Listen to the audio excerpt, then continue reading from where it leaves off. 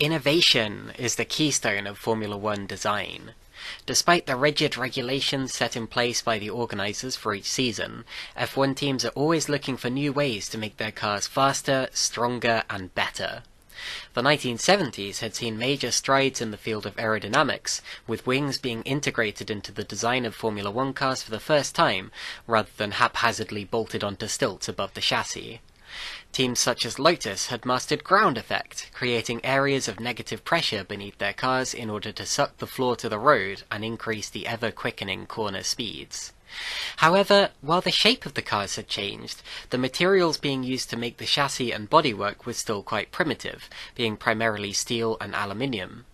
For the 1981 season, Lotus and McLaren both independently began experimenting with carbon fibre, producing the very first examples of lightweight, super-strong F1 cars. The Lotus 88 made its debut in practice for the US Grand Prix West, but was quickly banned due to aerodynamic parts that were deemed illegal. That may be a story for another day. Today's story, however, is about the McLaren MP4/1, which became the first ever carbon fibre F1 car to start a Grand Prix when it was debuted in Argentina. The car was initially slow and unreliable, failing to finish its first race and failing to score points in its first 4, but it came good in the Spanish Grand Prix with a third-place finish with John Watson. Watty then finished second in the French Grand Prix and told the British press that he was confident of a strong result at Silverstone. And so that brings us up to this race, the 1981 British Grand Prix from Silverstone, and the second oldest race that I've reviewed so far on this channel.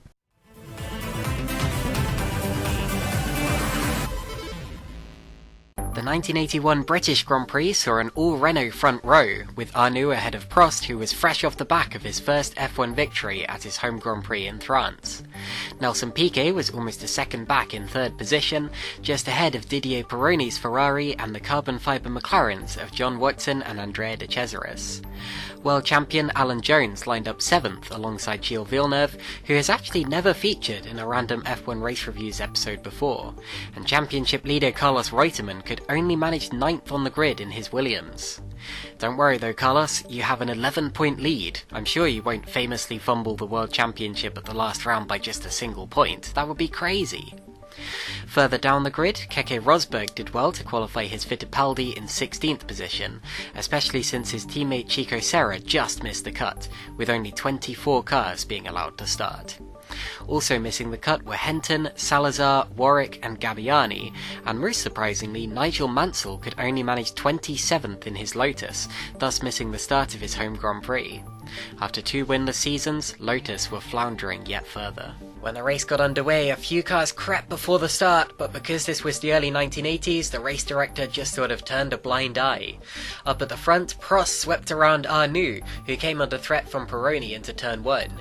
Pironi held his line and took second place up into Beckett's, which back in those days was a single corner rather than the sweepers we know today. At the back was the rookie Michele Alboreto, whose Tyrrell was limping with a clutch issue, and when the camera cuts back you'll see Villeneuve taking third place from Arnoux. A great start for the Ferraris. Now look closely at the back of the shot as Siegfried Sturr goes flying off the road in the arrows, smashing through the catch fencing and kicking off today's crunch count on the very first lap. He was alright, but you can see in this shot how the catch fencing was making it hard for him to escape the car, having to be Siegfried by the marshals. Personally, I can see what they were aiming for with this kind of catch fencing, but ultimately it was a terrible idea. Back to the race, the order at the end of the first lap was Prost first, then Pironi, Villeneuve, Arnoux and Piquet. Here's Arnoux looking for a way back past Villeneuve after his terrible start. Villeneuve then attacked Pironi, going for a lunge into club, but he had to back out of it and Arnoux got the cutback.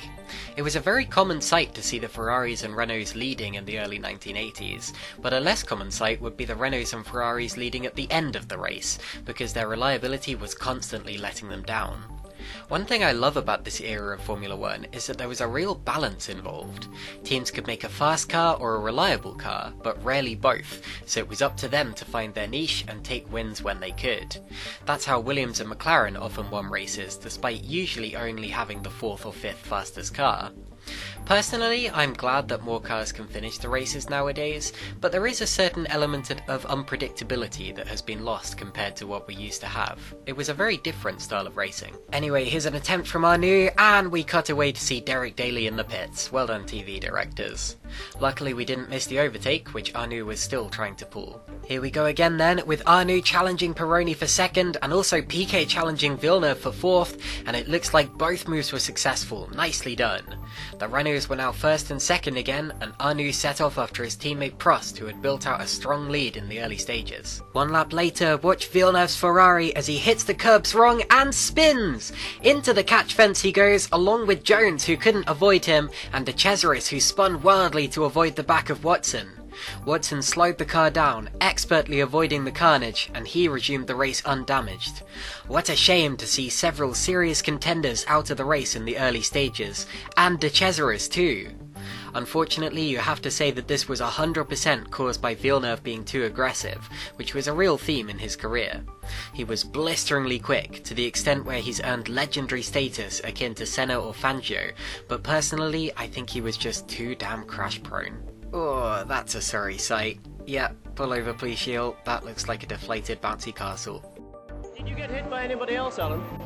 I don't think so. I noticed that De Cesaris is out. De Cesaris? I normally don't like to make fun of people's pronunciation of names, but De Cesaris? If anyone was wondering, yes, he is talking about Andrea De Cesaris. Anyway, if you were wondering what the order was after that shunt, it was Alain Prost leading, followed by Reine Arnoux, Didier Pironi, Nilsson Piquet, and, please forgive me, Carlos Reutemann. On lap 12, off went Piquet with an apparent tyre failure. There unfortunately appears to be no footage of it, but it must have been a pretty big one since Nelson ended up limping and having to be carried away from the car. There was genuine concern at the time over whether the driver had any damage to his legs, and it actually threatened to force him to sit out of the next race. Luckily for Piquet, it wasn't that serious, and he ended up going on to win the World Championship by just 1 point. Whether that's a feel-good story or not really depends on your view of a rather controversial figure, of course, but no one likes to see drivers getting injured. Thank goodness we have actual leg protection now, rather than the driver's shins being the crumple zone. Back to the race, 5th place was inherited by Mario Andretti in the Alfa Romeo, but not for long as John Watson came back through into the chicane.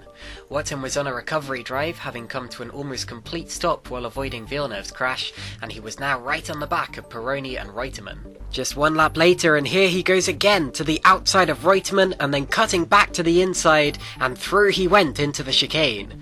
What a funny little section of track that was, but it was absolutely providing some quality racing on this occasion. Oh look, now Watson's going for 3rd on Pironi, and he takes it into Beckett. An awesome drive from Watty, who can be very proud of what he has achieved. I'm sorry, I had to sneak that pun in at some point. Now the question was about whether he could catch the Renaults of Prost or Arnoux, or whether 3rd was where he'd stay, and look at that, Pironi's dropping back, Reutemann goes through to 4th. And that is the all too familiar sight of a blown turbo, forcing Pironi into retirement. My personal opinion is that the car saw Watson bravely sweeping by, and just kind of gave up the ghost. Whatever the case, Ferrari now had no cars left in the race, and were free to prance off to Hockenheim, where they would also score a grand total of 0 points. Grazie ragazzi. A few laps later, into the pits came Prost from the lead. Remember, this was in the era before scheduled tyre stops or refuelling, so something was very clearly wrong with the Renault. The team had a look, they changed the tyres, but ultimately they decided to retire the car. Wikipedia lists his course of retirement as a distributor failure, so I guess his car was just refusing point blank to distribute. Sure, I know exactly what a distributor does. Anyway, René Arnoux now led the race in the other Renault, and his gap to Watson was 25 seconds, which is incredible when you consider that this is only 18 laps in. Following them were Reutemann, Andretti and Riccardo Patrese in the Arrows. Now, here's something you don't see every day, a furious Elio De Angelis pointing an accusing finger at an official and leaving his car on pit entry to be wheeled home by mechanics. Whatever could have happened here? Well, De Angelis had been driving a great race, taking 6th place despite starting all the way down in 22nd, but apparently one of his overtakes had been made while he was passing yellow flags. He was then black flagged and forced to talk to Robert Langford, one of the chief officials, who told him he'd been a very naughty boy and was being disqualified. You almost never see drivers being black flagged nowadays, but for Elio his day was done. Also out of the race by this point were Bruno Giacomelli and Patrick Tambay, leaving just 13 cars in the race. Another driver to call into the pits was Hector Rabac in the second Brabham, who appeared to have some slight damage to his rear wing. Did you see the end plate flapping in the wind there? That didn't seem to be the reason for his stop though, as the team changed the tyres and sent him Rabac out again. Ooh, rabbit! Don't worry though, there were no animals harmed in the making of this video.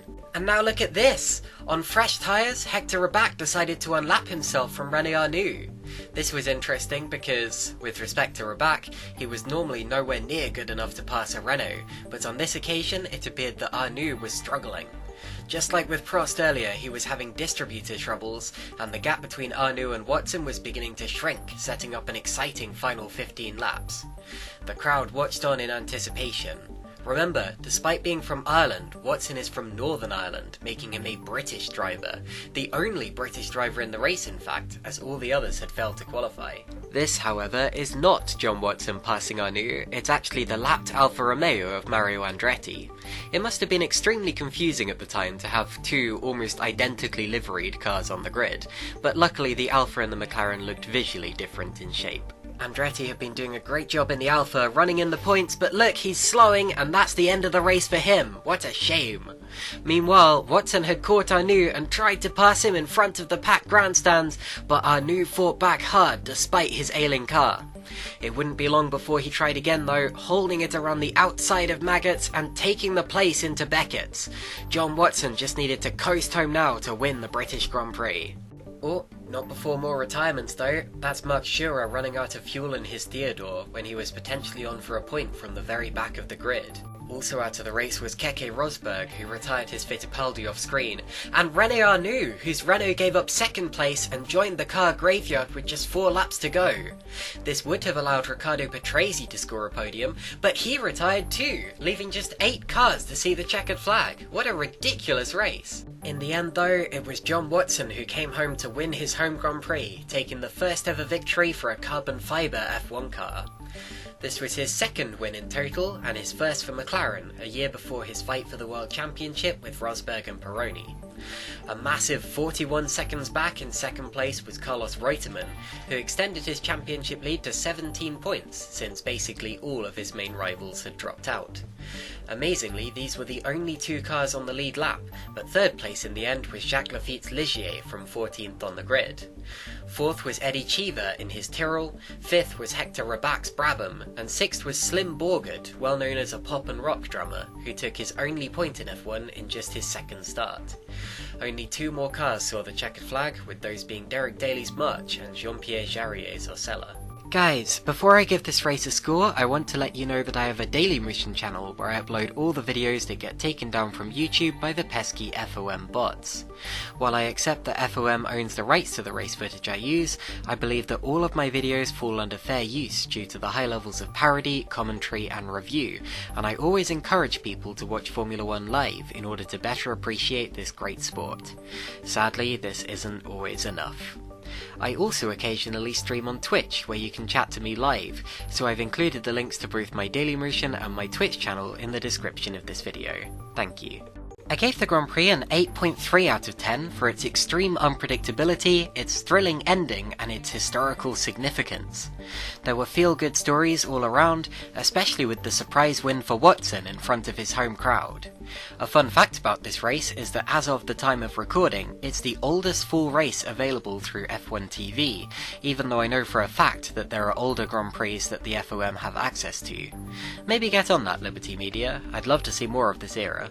I'll give the Driver of the Day award for Best Driver to Slim Borgard, the yellow car shown being lapped here, who scored ATS's first point in nearly 2 years despite starting down in 21st position. Borgard had done well to even qualify the car in the first place, having failed to qualify for the past 4 races, and this point would help them to field a second car for 1982, despite being the only point they would score that season. Honourable mentions obviously go to the unlucky Renault drivers Prost and Arnoux, and of course to everyone else who managed to lug their steaming wrecks to the finish. I'll give the Inouye trophy for worst driver to Elio De Angelis for ignoring yellow flags, although I'll admit that the disqualification was harsh. Drive safely guys, and I'll see you next time.